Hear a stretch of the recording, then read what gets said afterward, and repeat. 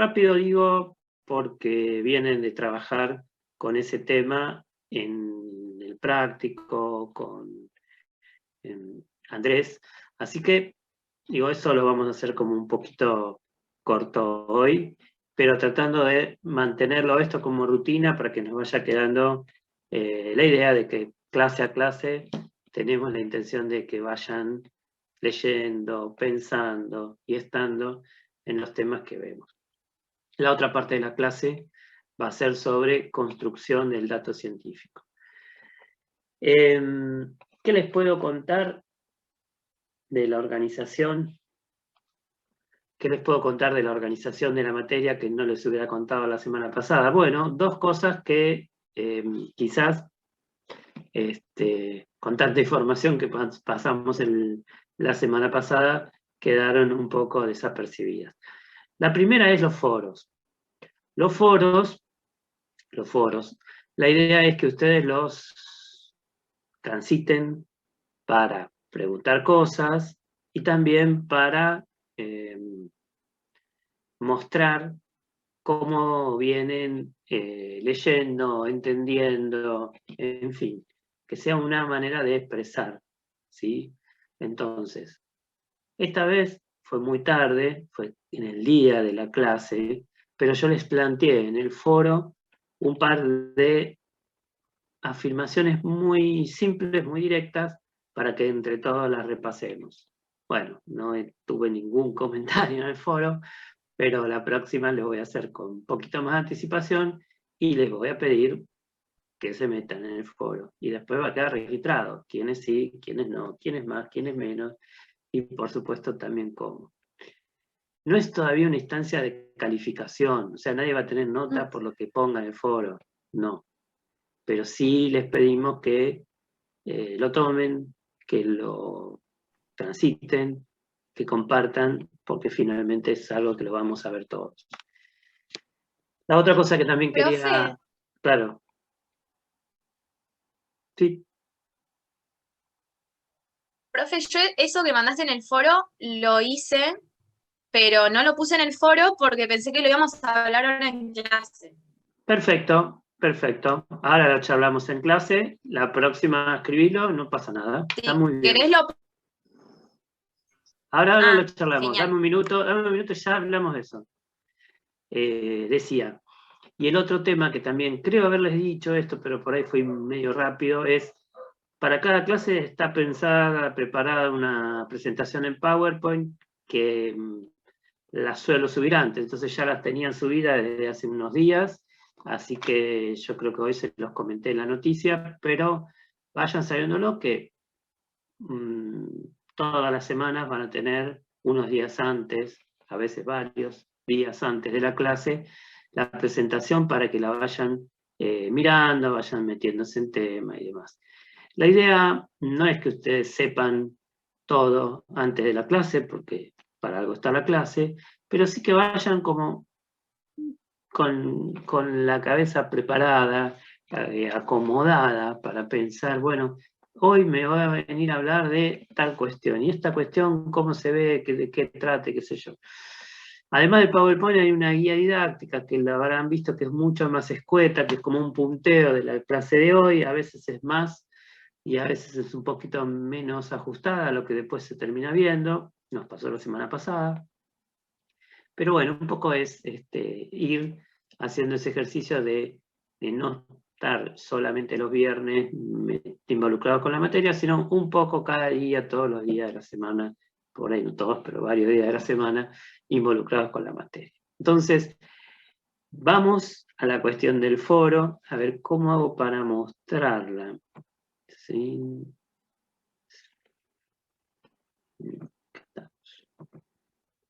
Yo acá me parece que me fui acá. Se ve lo que estoy transitando, ¿no? Estoy en el... Sí, sí, se ve perfecto. Perfecto. Bien, bien, bien. Entonces, para la clase de hoy, lo que había planteado era dos afirmaciones para que ustedes me dijeran si les parecían verdaderas o falsas. Una dice, el conocimiento científico siempre es racional, y la otra dice, la validación del conocimiento científico se resuelve en el contexto de aplicación. Creo que Micaela era la que estaba hablando primero, así que Micaela, si querés contarnos qué pensás de Sí, alguna de las dos. yo en la primera puse que era verdadera porque es una de las condiciones para que el conocimiento sea científico, que sea racional, porque necesita un conjunto de razonamientos lógicos previos para poder comprender qué es lo que estoy analizando y poderlo cuestionar y hacer que sea contrastable. Ahí está. Bien, bien, perfecto. ¿Quién más le suma algo a lo que dijo Micaela? ¿Están de acuerdo que es verdadero?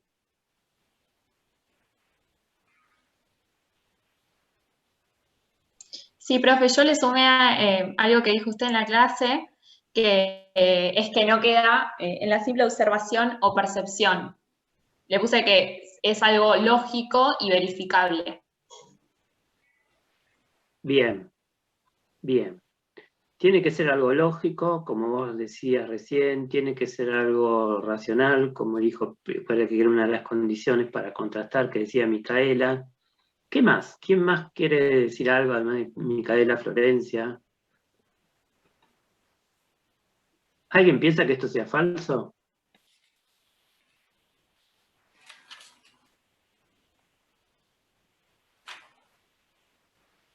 Bueno, creo que estamos de acuerdo, por lo menos las 3 personas que hablamos de que esto es verdadero, pero ¿hay algo más? Ah, hay alguien que quiere hablar por el chat.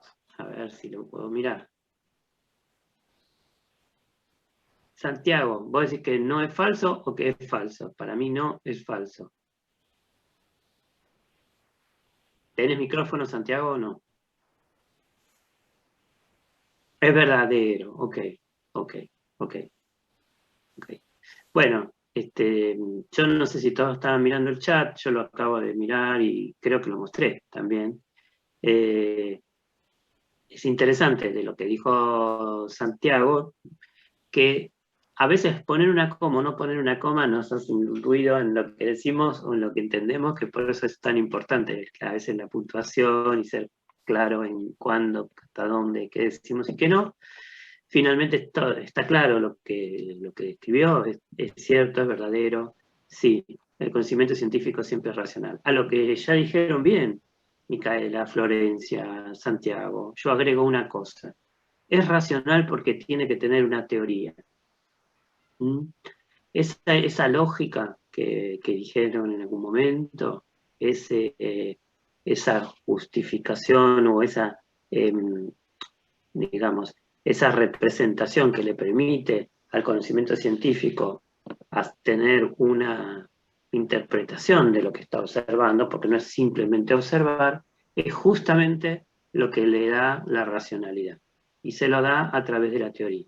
¿Mm? Segunda afirmación. La validación del conocimiento científico se resuelve en el contexto de aplicación. ¿Qué opinan?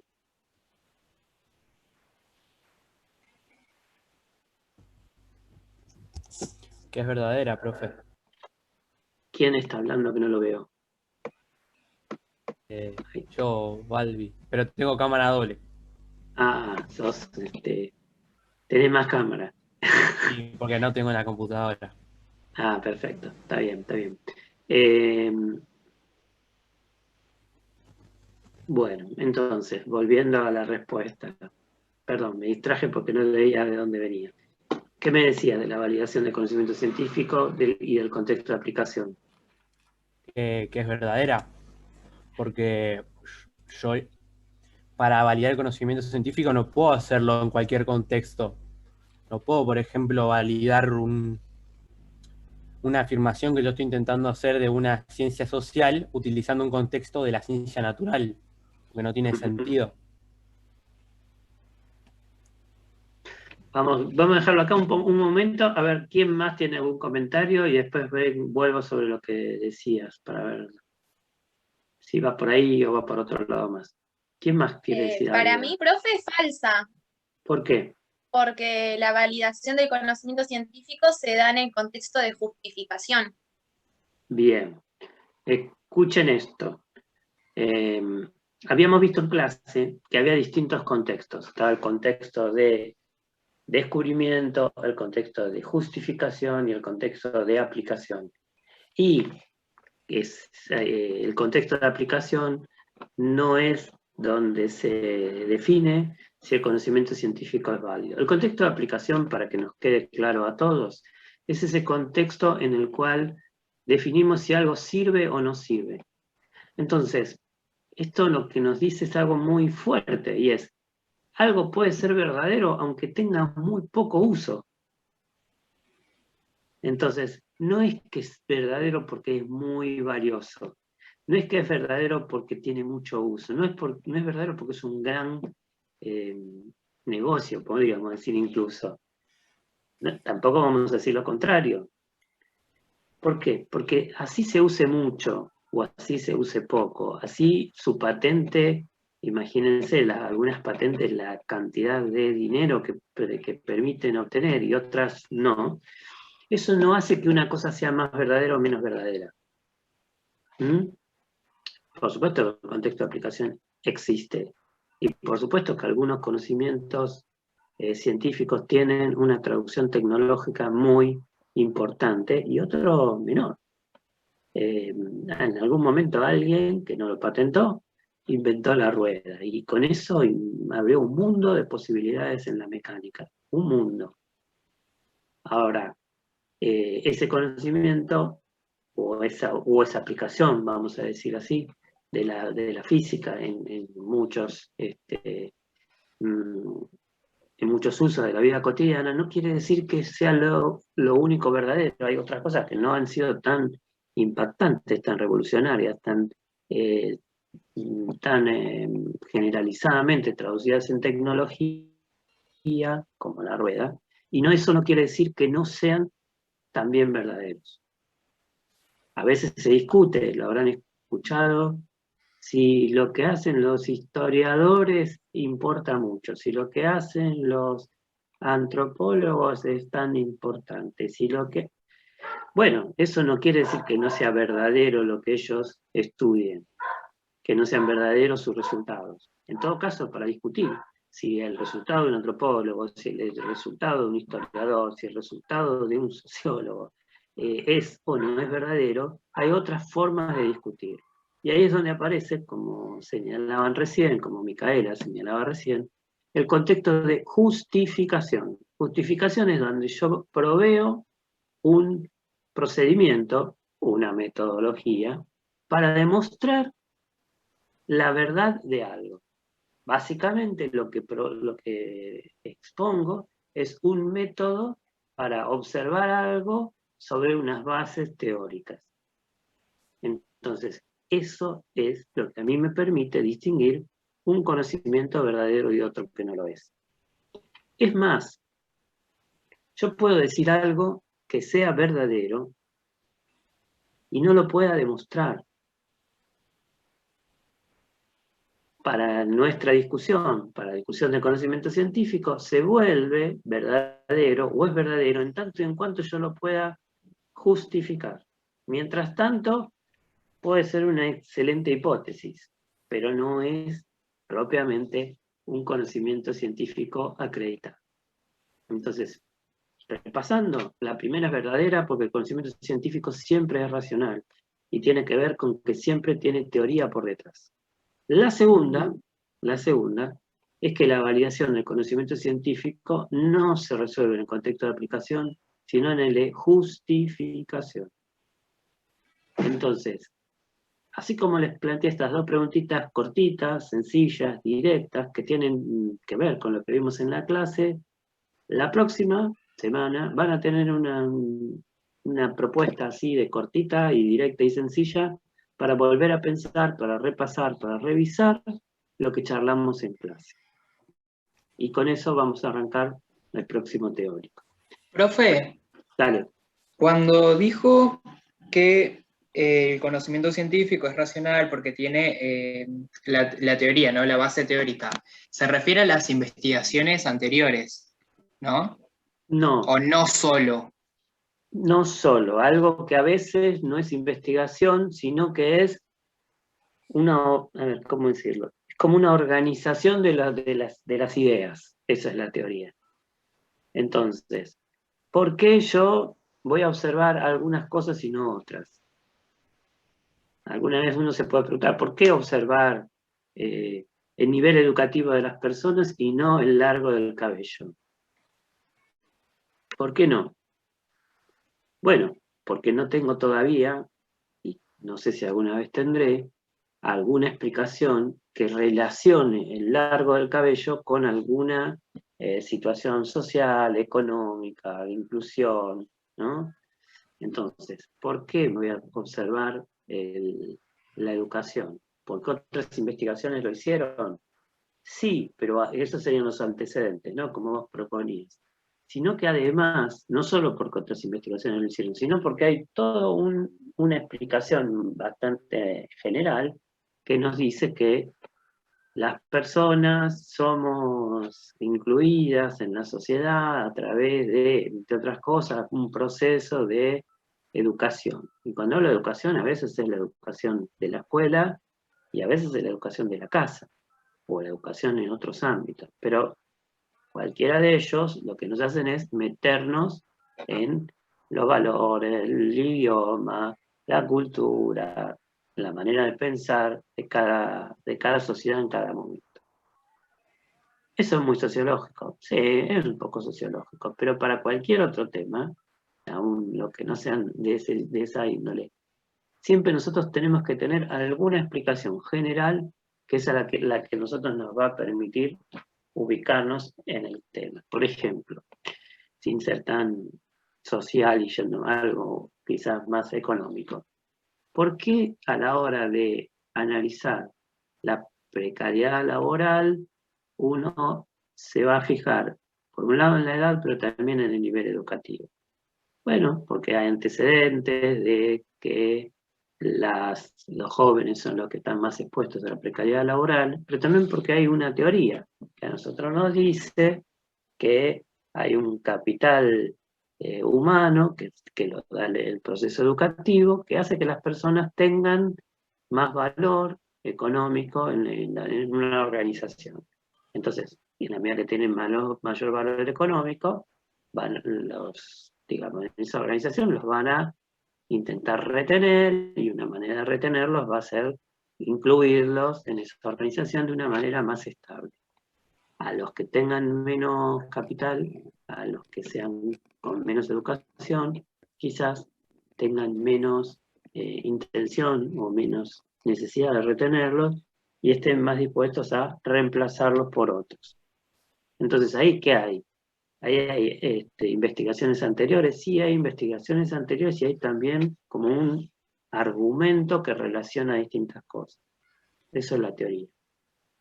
¿Sí? Fíjense que yo en esto que conté no hablé de ningún estudio en particular, sino de una idea más bien amplia que toma seguro observaciones de muchas, pero muchas investigaciones puntuales que encontraron resultados semejantes.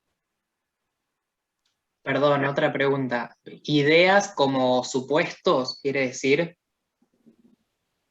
Sí, espera, me voy a poner muy puntilloso ahora, pero ideas como definiciones, ideas como afirmaciones, ideas que a veces también incluyen supuestos, pero la teoría no es solo los supuestos, porque, a ver, los supuestos son esas cosas que no vamos a discutir, y la teoría es un poco de supuestos, que no lo discutimos esta vez porque ya se discutieron antes y porque en algún lugar tenemos que partir, pero tiene más cosas que eso la teoría. No es solo supuestos. Si no, las teorías nunca se podrían probar, nunca se podrían discutir. Y las teorías, la verdad, que son discutibles.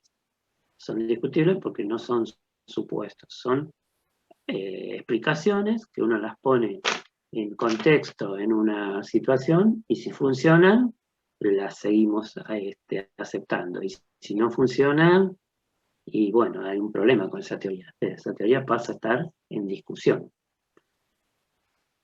Bueno, esto era la idea de hacer un repaso de lo que estuvimos hablando la semana pasada, que no está para nada desenganchado de lo que vamos a ver hoy. Lo que Perdón, vamos a ver profe, hoy, ¿lo claro, puedo interrumpir con una pregunta? Con respecto al 2, cuando dice que la validación se da por justificación, y en la aplicación, ¿cómo sería la aplicación? ¿Qué parte sería? sería la parte de la utilidad. ¿Viste cuando hablaba de que una patente, por ejemplo, puede ser mucho más útil que otra, puede generar más beneficios económicos, puede tener más aplicación que otra? Eso no quiere decir que la haga más verdadera o que una sea verdadera y que la otra no lo sea. Yo puedo llegar a un conocimiento que sea verdadero, aunque tenga muy poca aplicación en la vida práctica. Por eso hablaba de los antropólogos. Yo me decía, pueden llegar a una conclusión que sea verdadera y quizás su conclusión no sea tan impactante en términos de la aplicación como lo podrían ser en otras disciplinas, pero no le quita validez. Bien, gracias. Bueno, ¿les parece que vayamos, después de esta introducción que nos permitió retomar, enganchar con lo de la semana pasada, ir al tema de hoy? Y el tema de hoy no es tan nuevo, a ver, porque lo que vamos a ver es del dato científico, la construcción del dato científico. Y esto ya algunas cosas empezamos a mencionar la vez pasada. A ver si puedo.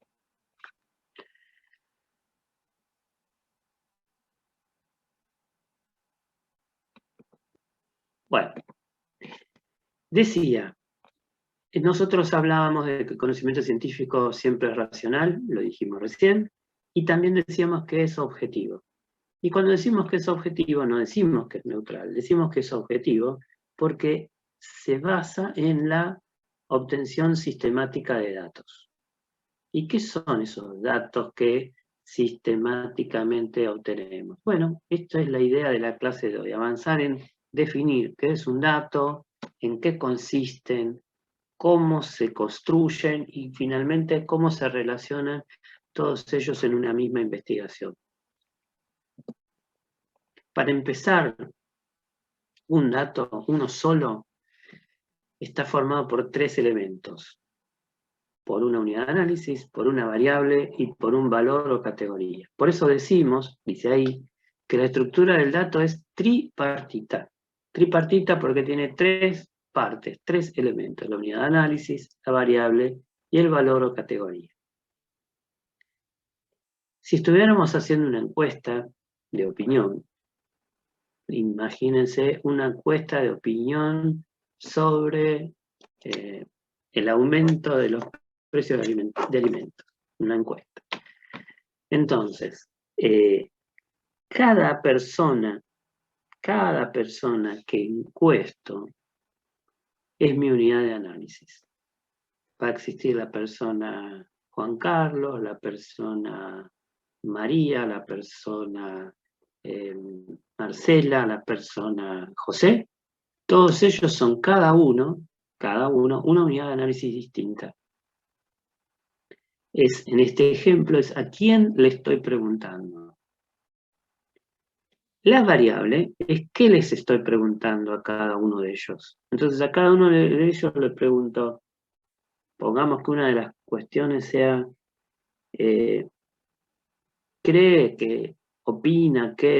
supone que en los próximos meses la inflación va a descender. Es una sensación, porque ninguno de ellos es economista, ninguno de ellos maneja, ni es adivino. Pero digo, es una expectativa. Entonces, esa expectativa de inflación en lo que resta del año, esa cuestión que le estoy preguntando, ese qué le pregunto, es una pregunta que es una variable. Y es una variable porque entre ellos, entre María, entre José, entre Marcela y no me acuerdo el otro nombre, entre todos ellos, digo, hay diferentes respuestas. Está el que responde que cree que va a seguir creciendo, que va a seguir aumentando, y está el que responda que no, que se va a frenar el aumento de la inflación. Pongamos que María y Marcela piensan que se va a frenar y que José y Pedro piensan que va a seguir aumentando. ¿Qué tenemos? De cada uno de ellos tenemos una respuesta que la vamos a considerar una categoría o también la podemos llamar valor o categoría de respuesta. Esto es, en cómo o en cuánto se manifiesta ese qué para ese quién. ¿Parece un trabalenguas? No lo es. Vamos despacio. A ver si puedo encontrar un puntero.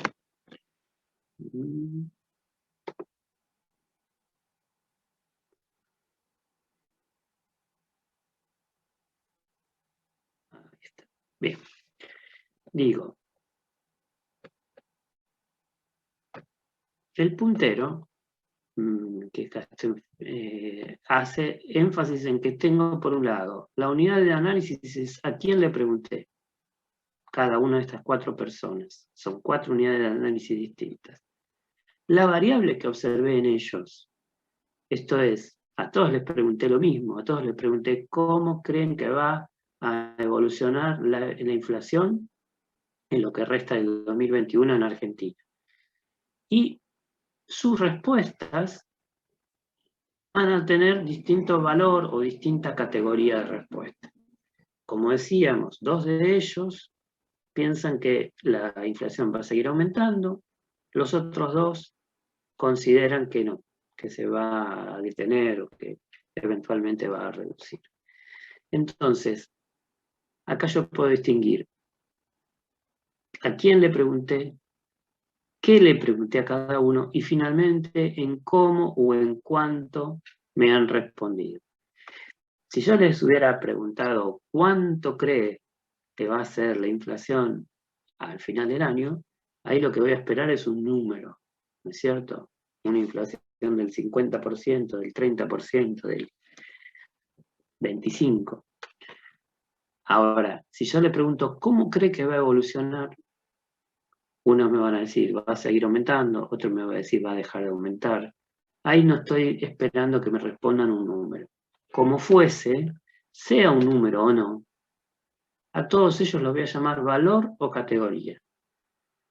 En algún texto de metodología todavía siguen haciendo una diferencia entre si es un número o no es un número. Eso a nosotros no nos importa. Lo que nos importa es qué función cumple en esta estructura de 3 partes. Está a quién le pregunté, está qué tema le pregunté y está cómo o cuánto me respondieron. La unidad de análisis es... Sí. El valor o la categoría entonces podría definirse como el tipo de respuesta que yo obtengo. Sí. Tal cual. Perfecto. Tal cual. Sí. Ahora, imagínense que yo a esos 4 encuestados les preguntara qué edad tienen. Entonces, María, frente a la pregunta de qué edad tiene actualmente, me contesta 28. Marcela, que es otra unidad de análisis, frente a la pregunta qué edad tiene, me contesta 32. José, frente a la pregunta qué edad tiene, me contesta 25. Y Pedro, frente a la pregunta qué edad tenés, me va a contestar 60. ¿Qué voy a tener? 4 unidades de análisis distintas, cada una de estas 4 personas, frente a una variable nueva. Ya no es que piensen en la inflación, sino qué edad tienen, voy a recoger sus respectivas respuestas, que en este caso van a ser todas distintas. Sí, uno me contestó 60, otro 28, otro 25, otro 32. Bueno, son distintas categorías de respuestas. Pero lo cierto es que yo tengo un dato cada vez que puedo reconocer al mismo tiempo una cierta unidad de análisis que frente a cierta variable asume un cierto valor o categoría de respuesta. O sea, sintetizando, un solo dato es, por ejemplo, afirmar que Marcela tiene una edad de 25 años. Porque tengo la unidad de análisis, Marcela, porque tengo la variable, la edad, y porque tengo su correspondiente categoría de respuesta, 25 años. Esto de la encuesta nos ayuda a pensarlo como ejemplo. Para mí es un ejemplo muy claro, pero no es exclusivo de las encuestas. Si yo, por ejemplo, estuviera analizando empresas exportadoras, empresas en Jorge, general, sí. una consulta. Si dentro de la encuesta hay personas que no me responden, ¿cómo se toma el valor o la categoría? ¿No tomo ese dato o no tengo, o pongo sin valor o sin categoría? ¿Se entiende? Se entiende clarísimamente. Imagínense que a alguien le pregunto a quién votó en las últimas elecciones y no me quiere contestar, por ejemplo. ¿Qué puedo decir para relacionar con todo lo que estuvimos hablando antes? Que no tengo un dato. Porque si bien me encontré con una unidad de análisis y le planteé una variable, le planteé una consulta, como no tengo la correspondiente respuesta, ese dato me falta, no lo tengo, no se construye como tal. Para que yo tenga un dato, tengo que tener las tres cuestiones. Ojo, el dato no es la respuesta. Porque si yo fuera caminando por la calle y me encontrara con una planilla que dijera 28 años, 32 años, 15 años, 14 años, ¿sí? No tengo datos ahí. Tengo, si quieren, valores de respuesta, pero no sé a quién corresponden. Y suponete que tuviésemos José, Pedro, Raquel, 15, 8 y 9 años cada uno. ¿Qué es eso? La edad, la cantidad de años que tienen de antigüedad laboral, la cantidad de años que estudiaron. Si yo no tengo precisiones acerca de cuál es la variable, o de cuál es la categoría, o de quiénes son las unidades de análisis, no tengo ningún dato. Solamente tengo un dato cuando tengo completo, cuando tengo explícito, cuando reconozco sobre quién, sobre qué, el cómo y el cuánto, o el cuánto. Cuando tengo la unidad de análisis, la variable y el valor de categoría. ¿Se entiende el ejemplo? Sí, profe. Okay. Ahora pensemos lo siguiente, y quería cambiar un poquito de situación, porque las encuestas parecen bastante más evidentes. Imagínense que yo ahora estoy analizando empresas del sector textil en cuanto a al tamaño definido por la cantidad de trabajadores que emplean, ¿sí?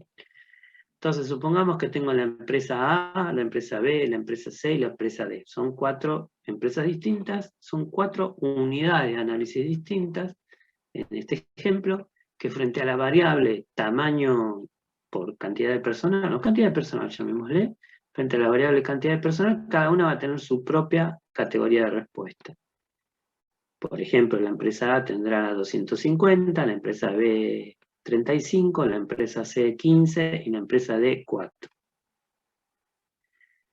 Yo en este caso, estrictamente, no tengo un quién me está hablando. No hay a lo mejor defino, qué sé yo, alguien que me cuente cuántos empleados tiene la empresa. Puede ser, no sé, el director de la empresa, el administrador de la empresa.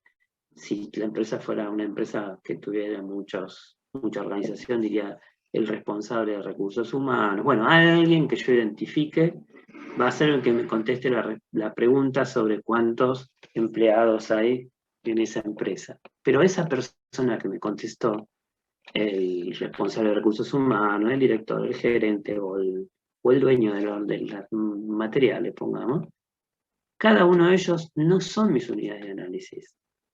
Ahí el que me contesta no es mi unidad de análisis, es alguien que me está informando. Pero mi unidad de análisis, ¿qué es? Y es la empresa. ¿Y la empresa cómo habla? Y la empresa no habla. Pero el hecho de que la empresa no hable y que yo no la pueda encuestar como tal, como empresa, no me impide que sea mi unidad de análisis. Y que yo tenga una variable, que en este caso la variable no la voy a obtener por golpear la puerta y preguntar cuántos empleados son. Sino que voy a buscar, no sé, alguna otra forma, alguna otra estrategia, pero que sí me va a permitir que frente a esa variable la cantidad de empleados, tenga una respuesta definida. Son 15, son 4, son 50 o son 200. Entonces yo tengo datos cada vez que tengo identificada una unidad de análisis, una variable y un valor o categoría. Para cada unidad de análisis, frente a cierta variable, voy a tener una y solo un valor o categoría de respuesta. Vuelvo al ejemplo que me proponían. Y si no me contestó, no voy a tener ni siquiera una respuesta. Y si no tengo ni siquiera una respuesta, entonces acá no tengo un dato porque me falta un vértice de este triángulo. ¿Sí? Entonces solamente tengo el triángulo cuando tengo los 3 vértices, cuando tengo los 3 elementos. La encuesta podría ser sobre el desarrollo de niños en el primer año de vida. Entonces uno podría hacer una encuesta a las mamás sobre cómo fue el desarrollo de los niños en el primer año de vida y por ejemplo, le podría preguntar en qué momento o cuántos meses de edad empezó a gatear. ¿Sí? ¿Quién va a ser mi unidad de análisis? ¿La mamá que contesta? No, la unidad de análisis va a ser su hijo. Y el hijo no me va a contestar la encuesta. Y no, sí, todavía no gatea, o si recién empezó a gatear, quizás no hable todavía. Pero eso no impide que sea mi unidad de análisis. Entonces, ojo con esto de no quedarse fijado con el ejemplo de que es quien me habla. Bueno, a veces el que habla de sí mismo, y como tal es mi unidad de análisis, a veces el que habla de otro, o de una entidad como una empresa, o de un hijo menor de edad, o de otro. A mí lo que me interesa es de quién estoy hablando. A veces ese de quién es quien me habla, y a veces no, a veces es descrito por otro. ¿Sobre qué me habla? Es la variable. Ahora, literalmente no siempre me habla. Por ejemplo, yo puedo definir la superficie de las explotaciones agropecuarias como una variable. Entonces, cada explotación agropecuaria es una unidad de análisis que frente a la superficie va a tener un valor de respuesta, una X cantidad de hectáreas. Bien. Acá yo no le estoy preguntando literalmente a nadie cuántas hectáreas tiene. Quizás lo puedo medir con una foto aérea, quizás puedo ir a un registro de la propiedad rural que me permita acceder a ese dato, pero en todo caso lo que digo es, ¿hay una variable? Sí, hay una variable porque hay algún aspecto del cual quiero hablar con respecto a esa unidad de análisis. Pero literalmente no siempre es algo que forma parte de un diálogo donde alguien pregunta y el otro responde, ¿no es cierto? Y por último, la categoría de respuesta, no voy a quedarme mucho en esto, pero tampoco es literalmente alguien que me dice 300 hectáreas. A lo mejor me doy cuenta que la explotación agropecuaria XXX tiene una superficie de 100 hectáreas porque lo encontré ese dato en un registro de la propiedad. Entonces, ¿tengo un dato? Sí. ¿Por qué tengo un dato? Porque tengo identificada una empresa, una explotación agropecuaria, mejor dicho, XXX, definí un aspecto, una variable, qué superficie tiene, y tengo su correspondiente valor o categoría de respuesta. Esto es, tiene 100 hectáreas de superficie. Bien, esto es un solo dato. Todo esto es para obtener un solo dato. Es identificar una unidad de análisis, abordar una variable y registrar o reconocer su respectivo valor o categoría de respuesta. No conozco ninguna investigación que se haga con un solo dato, porque no nos interesa trabajar con un solo enunciado. La empresa XXX tiene 100 hectáreas de superficie. Ajá, ¿y? ¿Es mucho, es poco? ¿Tiene más que las demás? ¿Tiene menos que las demás? A partir de tener esa superficie. Tiene más rendimiento, tiene menos rendimiento, tiene una organización más competitiva, tiene una organización más tradicional. Todas estas cuestiones que uno se puede preguntar a la hora de analizar las explotaciones agropecuarias, o de analizar las empresas del sector textil, o al analizar las personas que opinan, o al analizar los bebés que están en su etapa de desarrollo, todas esas cuestiones, insisto, me sirven cuando tengo más de un dato, cuando puedo comparar. Bueno, ¿con qué tendrá que ver que algún bebé datea antes que otro? ¿Con qué tendrá que ver o qué impacto tendrá que una empresa tenga más o menos empleados? ¿O cómo va a repercutir en su rendimiento económico que una explotación agropecuaria tenga más o menos superficie? ¿Quiénes son o qué características tienen aquellos que tienen una cierta opinión, por ejemplo, la opinión de que la inflación va a dejar de crecer en lo que queda del año? Bueno, todas estas son cuestiones investigables, que las podemos investigar a través de datos, pero que no las vamos a resolver o no nos va a decir casi nada si solamente registramos un solo dato. En general, vamos a trabajar con varios datos, con muchos datos. ¿Puede ser que trabajemos con pocas unidades de análisis? Sí. ¿Puede ser que trabajemos con pocas variables? También. Pero lo que no me va a servir en ningún caso que sea investigable es encontrar y registrar uno y solo un dato. Digamos, hay investigación en tanto en cuanto yo recojo, yo produzco muchos datos, varios datos. Entonces, como yo trabajo con varios datos, me tengo que construir, me tengo que organizar una matriz. ¿Qué es una matriz? Bueno, acá tenemos una representación muy sintética, esquemática, de una matriz de doble entrada, donde por un lado tengo identificadas las variables, que acá, para decirlo en términos generales, la vamos a llamar variable 1, variable 2, variable 3, hasta la variable n. Y tengo una cierta cantidad de filas que representan mis unidades de análisis, unidad 1, unidad 2, unidad 3, unidad m. En la intersección voy a tener la C para la unidad 1 frente a la variable 1. La C, en este caso, para la unidad 1 frente a la variable 2. O bien, la C para la unidad 3 frente a la variable, perdón, de la unidad 3, está mal escrito. Tendría que decir 3, 3. La C de la unidad 3 para la variable 3. ¿Qué son estas C? Las Las respuestas. respuestas que tiene cada unidad de análisis con respecto a cada variable. Exactamente, exactamente. Y son categorías. ¿Cuáles usamos la palabra C, la letra C? Podríamos haberle puesto B corta, de valor. Y la verdad que nos habría hecho un poco de matete porque tenemos la B de variable y la B de valor. Pero no más que eso. Digo, podemos llamarla categoría, podemos llamarla valores. Lo que no cabe duda es que acá adentro tengo una categoría de respuesta o un valor de respuesta que corresponde a una unidad frente a una variable. Entonces sigo con contar que es una matriz de datos. Si yo tengo a Marcela, la puedo poner en este primer renglón, y eso quiere decir que todas estas respuestas van a ser de Marcela.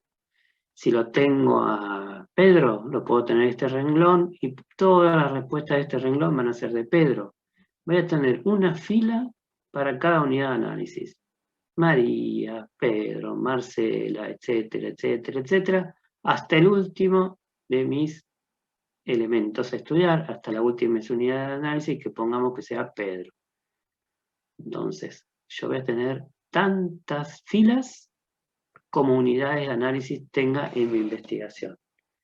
Hicimos un ejemplo medio cortito y simple con 4 unidades de análisis, pero está claro que si quiero hacer una investigación un poco más relevante, no me alcanza con preguntarle a 4 personas solas cualquiera, ¿no es cierto? Y después tengo variables. ¿Qué les pregunté a María, a José, a Pedro, a Marcela, a José, etcétera? Les pregunté, por ejemplo, qué opinaban de la inflación, y algunos me decían que iba a detenerse y otros que iba a aumentar. Otros que iba a detenerse, otros que iba a aumentar. Les pregunté qué edad tenían, ya no me acuerdo, pero supongamos que me dijo 25, 32, 28, 60. Bien. No les pregunté, pero no deja de ser una variable. Puedo registrar qué sexo tienen, ¿no? Una puede ser mujer, otro varón, otra mujer, otro varón. Bueno, así voy a tener en cada columna una variable diferente. Esta quizás sea la variable, por ejemplo, donde estén las expectativas con respecto a la inflación. Esta será la variable donde estén las edades. Esta será la variable donde esté el sexo.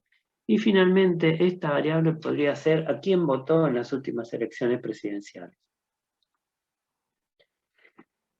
¿Cuántas variables voy a tener? Depende de la investigación. Lo cierto es que voy a tener tantas columnas como variables tengo. Y adentro, en cada una de estas celditas, voy a tener la, y digo, insisto, la respuesta de cada unidad ante cada variable. Entonces, quizás Marcela diga que la inflación acá, que la inflación no va a seguir creciendo. Y José quizá diga que sí. Y María diga que no va a seguir creciendo. Y Pedro diga que sí, que va a seguir creciendo. Entonces, cada uno de ellos tienen acá dentro una y solo una respuesta. Tengo para una variable y para una unidad de análisis una respuesta. Entonces voy a tener tantas respuestas en esta columna como unidades de análisis hubiese observado. Y voy a tener de cada unidad de análisis tantas categorías de respuesta como variables hubiese observado. Entonces, todo esto es la masa de datos que yo voy a analizar. No va a ser uno, van a ser muchos, van a ser varios. Yo puedo pensar en términos mucho más abstractos, más generales, que frente a cualquier realidad tengo que hacer un recorte, que es lo que llamamos el objeto de estudio. Entonces, ¿qué es mi objeto de estudio? Y es, por decirlo de una manera gráfica, es mi matriz de datos en blanco. Porque antes de que yo tenga la respuesta, como acá, primero me puedo armar una tabla vacía. Pero la tabla vacía no quiere decir que es una hoja en blanco, sino que es una matriz vacía. Una matriz donde yo ya tengo definidas mis unidades, mis filas, donde ya tengo definidas mis variables, mis columnas. Entonces ya la puedo dibujar en blanco, esa matriz. Esa matriz representa mi objeto de estudio porque yo en algún momento a la lista de filas le voy a poner un tope. A ver, me interesa María, me interesa José, me interesa Pedro, me interesa Marcela, me interesa Peter. No, creo que no, porque Peter, si no vive en Argentina, ¿qué podrá opinar o qué podrá saber o qué expectativa podrá tener sobre la inflación en Argentina? Entonces, acá yo puedo decir, acá voy a tener una lista de todas las personas que viven en Argentina. Bueno, y en esta lista voy a incluir a un bebé. No me conviene, porque el que no me puede contestar. ¿Voy a incluir un niño de 6 años? Me parece que no. Entonces yo, por ejemplo, podría decir, acá voy a tener todos los habitantes de la Argentina que tienen 18 a 60 años, o 18 años y más. Vamos a decir, 18 años y más. Bien. Entonces acá va a haber 1, 2, 3, tantos millones de unidades como personas tengo de 18 años y más en la Argentina. Alguien puede decir, bueno, la verdad que la percepción de la inflación no es la misma de los que viven en la ciudad que los que viven en el campo, y no. De los que viven en una gran ciudad que los que viven en el campo, tampoco. De los que viven en el Gran Buenos Aires, que es como una caja de resonancia muy importante, frente a los que viven en cualquier otro lugar urbano de la Argentina. Bueno, entonces vamos a definir acá que mi universo sean solo las unidades de análisis que tengan estas características: ser personas que viven en el Gran Buenos Aires y que tienen 18 años o más. Bueno, lo que acabo de hacer es definir el universo, o sea, cuál es el conjunto de unidades de análisis que para mí van a ser pertinentes. A partir de definir ese universo, hice un corte por el cual no van a entrar las personas de 18 años y más que vivan en Córdoba.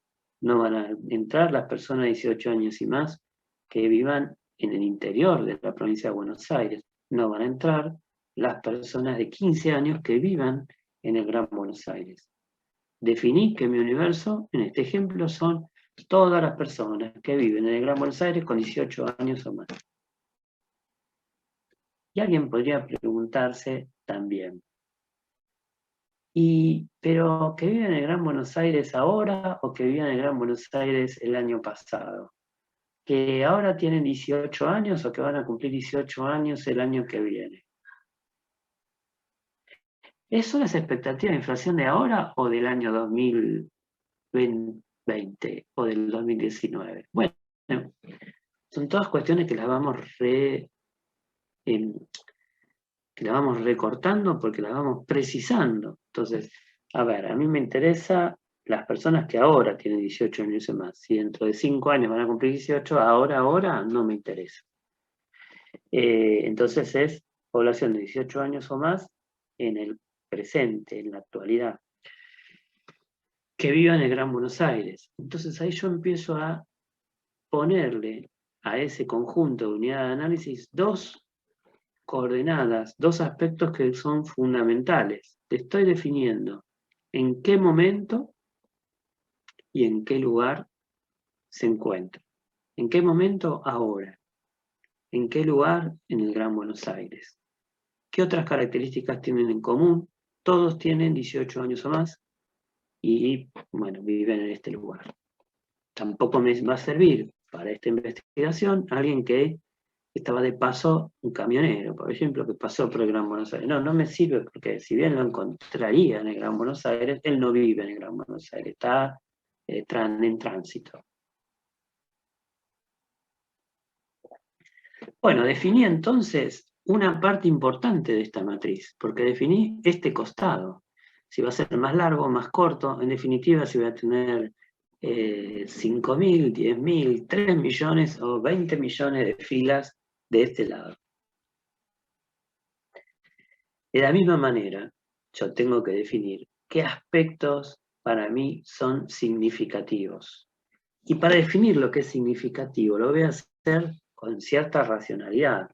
Yo de esas personas que tienen 18 años o más y que viven en el Gran Buenos Aires, les puedo preguntar si les gusta comer galletitas, les puedo preguntar si tienen pelo largo, les puedo preguntar de qué color usan la ropa más frecuentemente.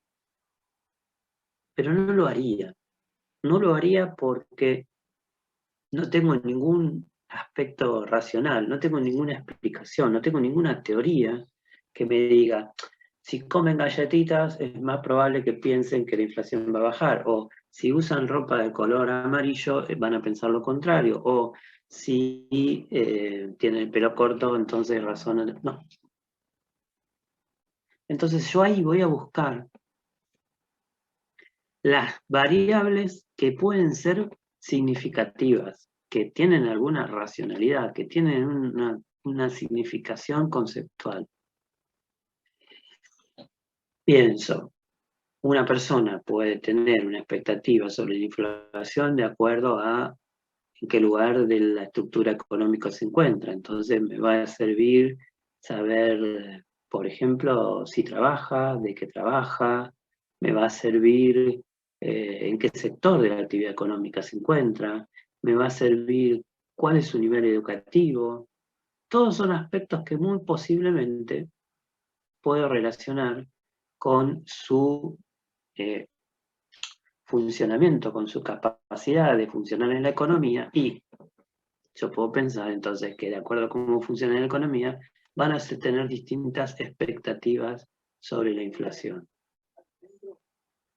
Entonces, podría incluir, por último, una columnita por acá, donde les pregunte si leen diarios económicos y qué diario económico leen, porque a lo mejor alguno lee diarios económicos y según lean El Cronista, Ámbito Financiero o algún otro, podrían tener diferentes miradas de cómo va a seguir la inflación a lo largo del año.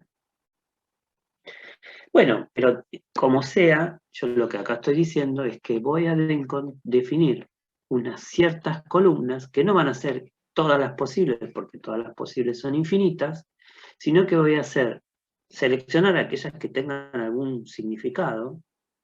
Claramente no me voy a fijar si tienen pelo largo o pelo corto, no me voy a fijar si usan ropa negra o ropa amarilla, no encuentro, por lo menos yo no conozco ninguna teoría que me relacione una cosa con la otra.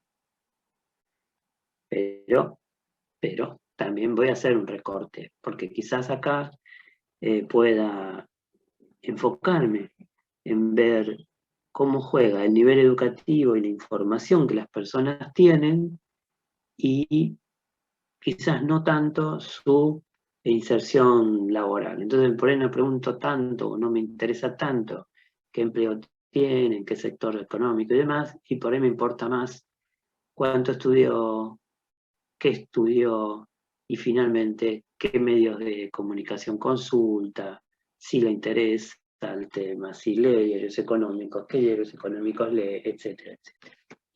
Bueno, como sea, así como yo pongo un tope a mis unidades de análisis, también voy a poner un tope a mis variables. Acá digo variable 1, variable 2, variable 3, hasta la variable n. Pero yo tengo que ponerle un límite acá. Tengo que armarme este rectángulo de la realidad.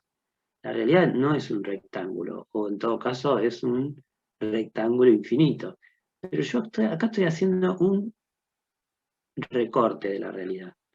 Estoy poniendo, de todas las personas que me hubieran interesado en mirar, voy a observar solo estas. De todos los aspectos que podría haber mirado yo, voy a hacer todos estos. Y acá se me forma este rectángulo, que por ahora no es nada, pero que después va a ser una matriz donde se van a volcar categorías de respuesta, va a ser una matriz de datos. Este espacio todavía abstracto, es mi objeto de estudio, que está formado por dos dimensiones, mi universo y los aspectos conceptualmente significativos. El universo, a la vez, está constituido por las respectivas unidades de análisis. Y estos aspectos conceptualmente significativos están compuestos por una lista, por una nómina de variables.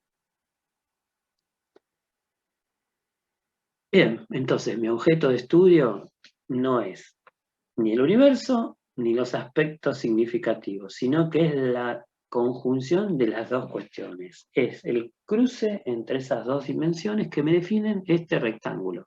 Porque si yo mirara solamente esto, todavía no sé de qué. Y si yo definiera solamente el qué voy a mirar, todavía no sé de quién. Entonces, tengo que definir de quién y qué para empezar a tener un recorte de mi objeto de estudio. Por supuesto, los datos los voy a tener solo cuando recoja, como vimos antes, las respuestas de cada unidad ante cada variable.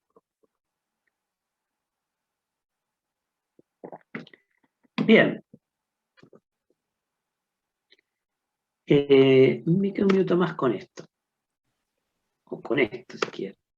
Sí, profe, cuando terminó lo dijo todo muy rápido. ¿Dónde me quedé? Ahí en el anterior, acá, que dijo que sí, que teníamos que tener sí o sí las dos, para tener algo a que observar, para empezar a tener el objeto de estudio, ¿no? Y bueno, terminó diciendo, pero lo dijo todo tan rápido que no pude tomar todo apuntes de lo que dijo.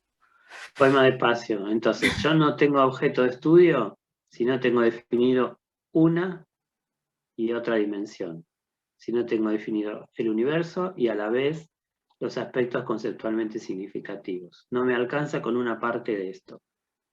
Tengo que tener definido todo el rectángulo, porque si yo solo defino de quién, me falta saber qué aspectos voy a mirar. Y si defino qué aspectos voy a mirar, no me alcanza si a la vez no defino de quién.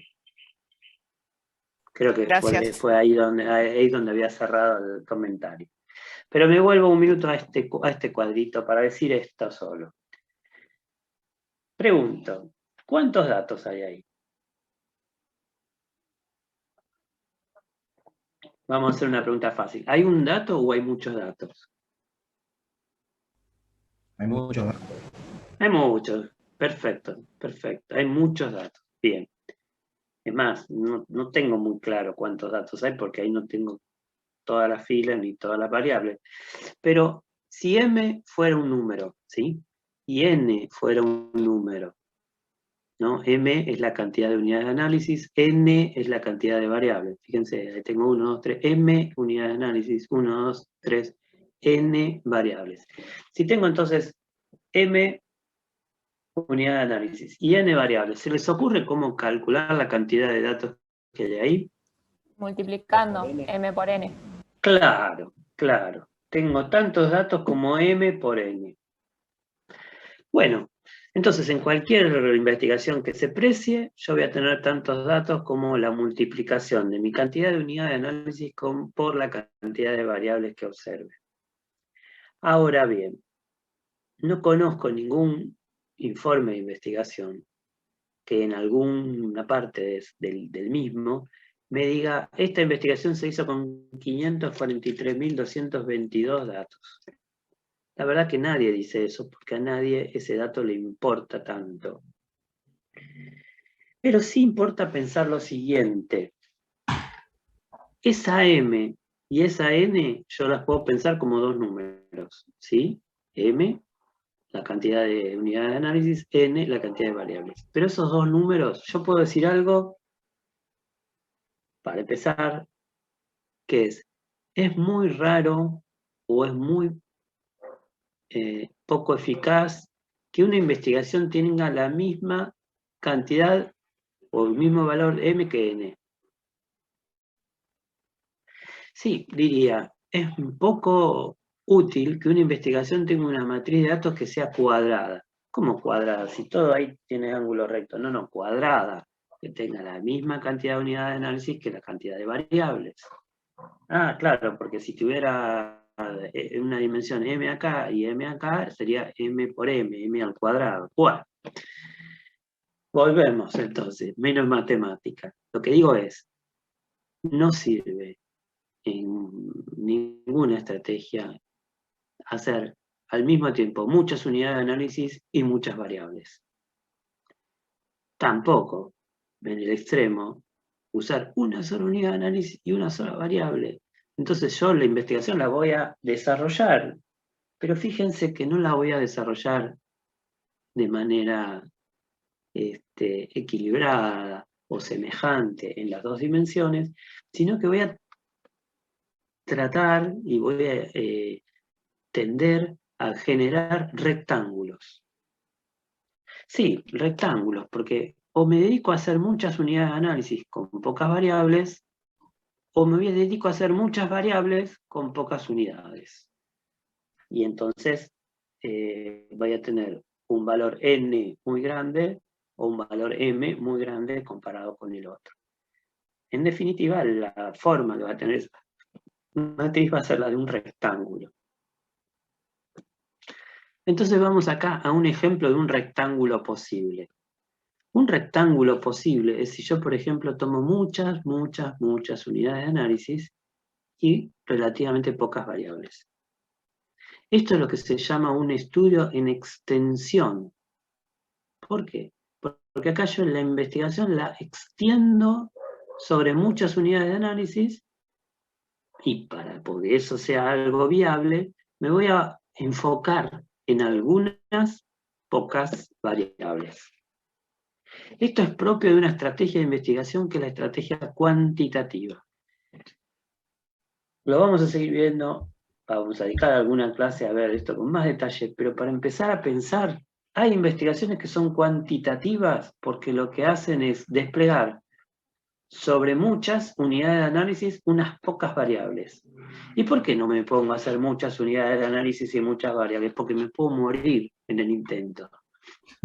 Porque es infinito, porque es demasiado, porque no tiene sentido. Entonces, a veces la estrategia va en el sentido de barrer muchos elementos y, para hacerlo de manera posible, viable, eficaz, ser muy económico, ser muy estricto en las variables que elijo.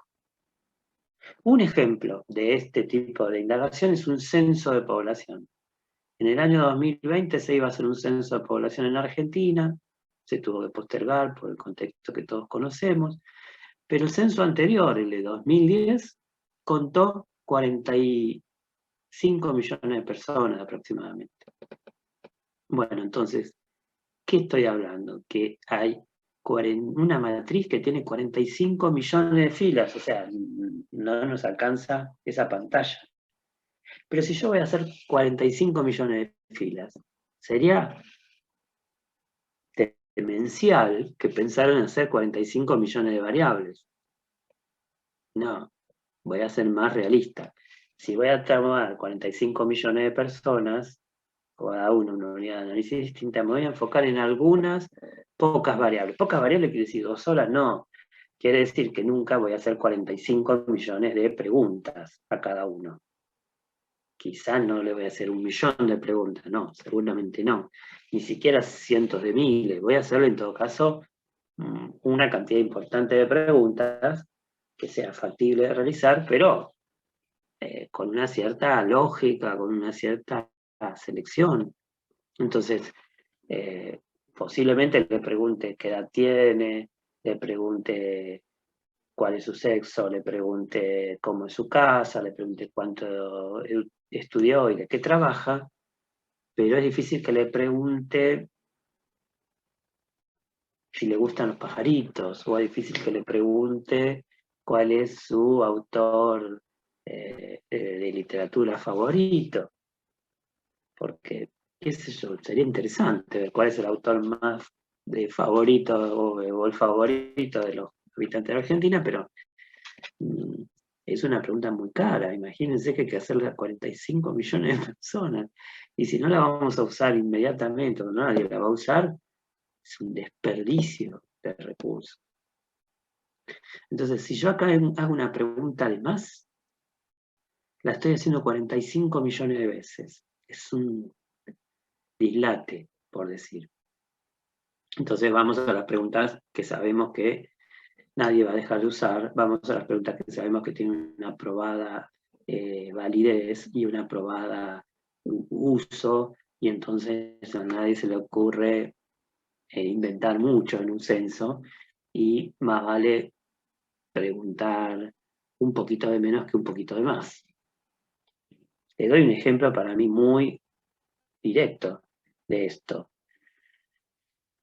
En los censos de población no se le pregunta a nadie, en los censos de Argentina vamos a decir, no se le pregunta a nadie, no en el de 2021 si es que hay, sino ni en el de 2010, ni en el 2001, ni en ninguno de los anteriores, digo, nunca se preguntó en los censos de Argentina cuánto gana una persona. Y alguien puede decir, pero es una pregunta súper importante. Claro que lo es. Yo también pienso eso. Pero ¿por qué no se hace esa pregunta? Y porque se conoce, porque se ve una experiencia de otros países, porque se hicieron algunas pruebas, que es una pregunta difícil de implementar y cuyos resultados son defectuosos. Entonces quiere decir que en ningún lugar a nadie le preguntan cuánto gana. No. Vamos a verlo después en otro momento con más detalle, pero en algunas encuestas se pregunta cuánto gana una persona. Pero, ¿cómo se hace la estrategia? Y se hace con ¿Por rango puede ser? No, pero pensalo de esta manera. No, más que por rango, ¿sabés qué se hace? Se preguntan distintas fuentes. Porque vos tendrías que pensar, pero hay varias fuentes de que una persona tenga ingresos, y empecemos por pensar las personas que pueden tener más de un empleo. Pero aún en personas que tienen un solo empleo, pueden tener también otras fuentes de ingresos. O más simple, si una persona tiene ingresos por trabajar como vendedor ambulante, ¿cuánto es lo que gana? Y toda la plata que recoge o que recauda al final del mes. No, eso se dan cuenta ustedes, eso no es lo que gana. Porque una parte no menor de eso que acaba de recaudar la va a tener que volver a poner para obtener, o la tuvo que poner antes, mejor dicho, para poner, para obtenerlos en los materiales que vendió. ¿No es cierto? Entonces, bueno, qué sé yo, hay mil formas que un vendedor ambulante consiga las cosas para vender, pero en cualquier caso no es gratis. Y hay un costo del material que vende, y eso no es ganancia, eso es ingreso.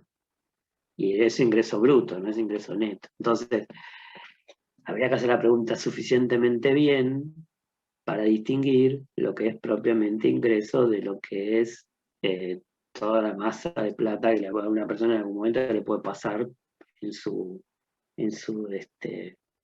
ejercicio económico. Entonces, esto implicaría hacer no una pregunta, sino hacer muchas preguntas, implicaría mandar a la actividad esta a gente con buen manejo de toda esta sutileza de las distintas fuentes de ingresos, cosa que en ascensos es muy difícil de hacer, y en Argentina nunca se hizo, y en otros países se intenta hacer, y los resultados de otros países no son muy buenos. Distinto es cuando esto se hace en una encuesta, que por ahí, trabajando con una muestra más pequeña, se trabaja con un plantel de encuestadores más reducido, y esos encuestadores tienen mejor manejo del tema y pueden hacer preguntas con mejor detalle, con mejor precisión. Pero no me quiero escapar del tema. El tema es que cuando tengo una matriz de datos para estudios en extensión, es un rectángulo donde tengo muchas unidades de análisis, pocas variables, y esto es propio de un estudio cuantitativo, como por ejemplo un censo. Pero en la investigación esa no es la única estrategia. Yo podría encarar estudios en profundidad.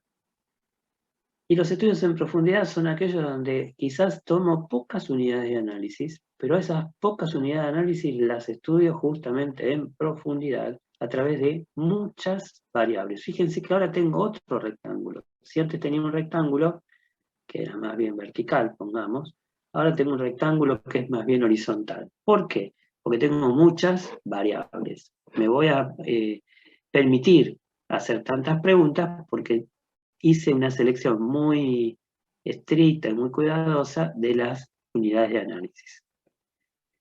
¿A quién voy a tener como unidad de análisis? ¿A cualquier de los 45 millones de habitantes? No. Primero no voy a tener los 45 millones, y segundo voy a tener personas muy especiales o con perfiles muy específicos o con alguna historia muy significativa. Entonces, si de pronto acá tuviese 2 personas o 5 personas que hubiesen tenido un papel clave en el desarrollo de algún sector económico en alguna provincia de la Argentina, valdría la pena hablar con cada uno de esos 5 y hacerles muchas preguntas, y quizás hacérselas en varios encuentros. Entonces, no es una sola vez voy y le pregunto durante media hora, sino es quizás voy 1, 2, 3, 4 veces a hablar con la misma persona y voy sondeando aspectos con más detalle. Eso es un estudio en profundidad. Y esa es la perspectiva más de un estudio cualitativo, donde no estoy tan interesado por ver cosas que se repiten. Imagínense que si entre 5 se repitiera mucho, que habría 3 de 5 o 2 de 5, es un número minúsculo. Sino estoy más orientado en encontrar las singularidades, las diferencias. Y claro, no voy a hacer ninguna cuantificación, no voy a hacer ninguna estadística, voy a mirar más lo específico, lo singular, lo distintivo de cada uno de estos. Si antes yo hacía el ejemplo medio ridículo de no voy a preguntarle a en un censo si le gustan los pajaritos, acá puedo hacer un razonamiento parecido, pero en otra dimensión. Es, si yo tengo que hacer muchas preguntas a unas pocas personas, no me sirve que la persona 2 sea igual a la persona 1. Porque acá yo voy buscando particularidades, detalles, y si 2 de las 5 personas son idénticas, y medio que perdí tiempo, porque en ningún sentido voy a decir que el 40% de las personas dicen eso, porque yo no voy a buscar 5 personas para hacer un porcentaje, ¿no? Sería bastante tosco, por decir. Entonces, si yo no voy a usar esas 2 personas para hacer un porcentaje, si a mí no me interesa ver lo que se repite, si yo tuviese la mala decisión de tomar 2 unidades de análisis idénticas, la verdad habría perdido tiempo y recursos en esa operación. Tendría una unidad de análisis que me sobra. Y alguien, si lo ve acá, dice, pero de 45 millones, uno más, uno menos, sí, claro, 45 millones, uno más, uno menos, con 3 preguntitas o 15 preguntitas, no pasa nada. Acá el asunto es que una persona más quizás no sea 15 preguntitas, sino sean 50 preguntitas o 100 preguntitas. Y quizás sean no una visita, sino sean 5 visitas. Y no 30 minutos, sino 5 entrevistas de 3 horas cada una. Es medio caro. Que cada unidad de análisis en un estudio cualitativo se la cuida mucho porque es como lo más importante cada unidad. Seleccionarla con mucho cuidado y es, insisto, lo más difícil o lo más sensible. Entonces, un ejemplo bastante paradigmático de un estudio cualitativo son las historias de vida. Cuando yo hago una historia de vida, me reúno, quizás no una vez, sino varias veces con una misma persona para hacer un recorrido, una reconstrucción de toda su vida. No me voy a poner a seguirlo desde que nace hasta que muere, no. Estoy diciendo que en algún punto de su vida madura voy a hacer una investigación retrospectiva donde esa persona me va a contar cómo fue su recorrido. A veces, para ciertas historias, no hace falta irme hasta el momento que nació. Si yo estoy hablando con los primeros introductores de cierta actividad económica en una cierta región, no sé si me interesa mucho cómo fue su escuela primaria. Me parece que no. O dónde nació, o cómo lo criaron cuando era muy chiquito. Posiblemente no me sirva para ese tema. Entonces mi historia va a empezar cuando empiece la actividad económica, o quizás qué tipo de educación superior tuvo, si es que la tuvo, o qué experiencias económicas laborales tuvo en su juventud, en fin. Bueno, hicimos una introducción muy importante, sobre lo que es un dato, sobre cuántos datos puedo trabajar, cómo organizarlos, lo que es una matriz de datos y demás. Si les parece, podemos hacer una pausa de 10 minutos, no más que eso, y en 10 minutos retomamos y damos la segunda parte de la clase de hoy. Así que para mí son 19:40, seguimos y 50 si les